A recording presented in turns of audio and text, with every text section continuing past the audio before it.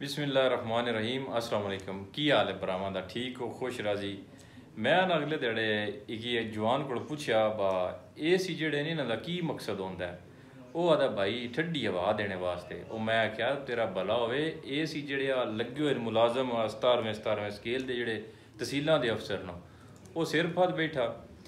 गल करने का मकसद है कि जेड़े भी साढ़े ए सी साहिबान नो, हर तहसील का एक अफसर है और सारिਆਂ तो उत्ते दा होंदा है, तहसील पूरी का इंचार्ज होंदा है।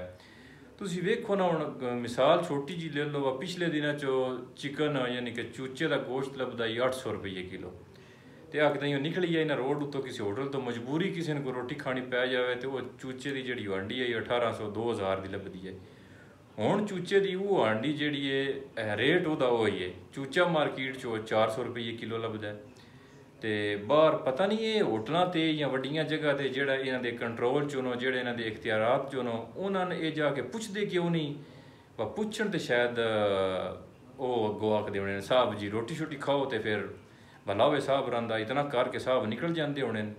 और दूजा जेड़े सवेरे सवेरे लिस्ट आईयां होंदियां न, तुसी लिस्ट कोई भी फुल होना उहदे ते लिखिया होंदा जी वड्डा गोश्त 750 रुपये किलो लभसी, तो लभदा कितना है 1000 रुपये का। निक्का गोश्त जनाब 1500 रुपये लभसी, लभदा कितना है 2200 रुपये का। ठीक है, वो कंट्रोल क्या करना है? एक अफसर पूरी तहसील का होंदा जिहड़ा कंट्रोल कर सकता है। हुण जिहड़ी है मार्केट कमेटियां बनियां शहर के अंदर, जिहड़ी वो फूड नो जिहड़ा जितना भी फ्रूट जे वो अगे पिछे सब्जी मंडी सारा कंट्रोल उन्हां दे हाथ च होए। वो पता नहीं हुण उत्थों दूजा छापर उन्हां दे घर टुर जांदे होण तां ना कंट्रोल करदे हो। मेरी प्राइस लिस्ट जिहड़ी है वो गल दित्ती, इंज ही फ्रूट वाले फ्रूट दे भी छापर टुर जांदे होण। वो भला होवे इन्हां जितनी भी आवाम है इन्हां तुहानूं बड़ी इज्जत दित्ती है। इन्हां एसियां थल्ले निकलो, थोड़ा जा एक बारी भवो जमो, तुहानूं भी पता होवे भाई तुसी डायरैक्ट आ जाते हो ए सी उत्थों ए सी चो निकलते हो, ए सी च आके बह जाते हो।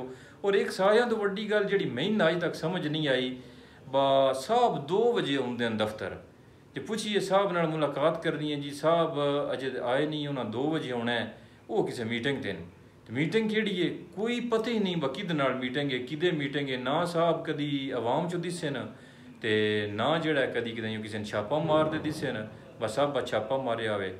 लिहाजा मेहरबानी करो वड्डे अफसरां, जे साढ़े ज़िले च एक DPO साहब आ गया न, अगे कदी दार अली खटक साहब आया, अल्लाह पाक उन्होंने सलामत रखे। पिछे हम सुन रहे हैं कि अहमद मोहिउद्दीन साहब आए न, ते चंगा काम होना चुके है।